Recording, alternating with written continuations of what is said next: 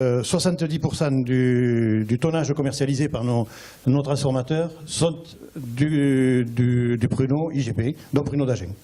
Et 30% n'y sont pas, on le verra peut-être un peu plus tard, c'est des pruneaux qui sont soit hors IGP parce qu'ils n'ont pas la qualité nécessaire pour faire de l'IGP, soit hors zone IGP. Mais ce que je voudrais dire surtout, c'est que la France, enfin on le voit dans la diapo après, pour aller un peu plus vite, c'est 30 000 tonnes de pruneaux et c'est 450 grammes par habitant. Donc ce qui est certain, c'est que nous sommes en troisième position, on le verra un petit peu plus tard, sur la production de pruneaux, mais nous sommes les consommateurs les plus importants du monde en type de pruneaux, puisque nous sommes à 455, et si on regarde un peu dans tous les autres pays, ils sont un peu au-dessus de 100 grammes, voire moins. Donc c'est vrai qu'on a c'est pour ça qu'on vit plus longtemps aussi. On a supprimé le calibre le 77 qui était fruit auparavant, 77 fruits aux 500 grammes, donc on est descendu à 66 fruits dans 500 grammes.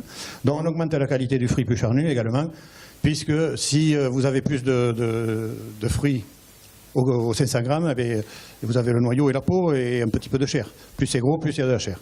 Donc une qualité supérieure et se différencier de nos concurrents par la taille du pruneau d'Agen. Il faut voir que dans le monde entier, c'est notre pruneau qui a les calibres les plus gros. Et on discute toujours d'adapter nos cahiers des charges en permanence sur les marchés et sur l'évolution du pruneau.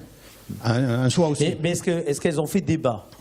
Toujours, au sein du conseil d'administration, tout le temps. On a un débat avec les producteurs et les transformateurs pour amener ce cahier des charges et le faire valider par un conseil d'administration avant d'aller un peu plus loin.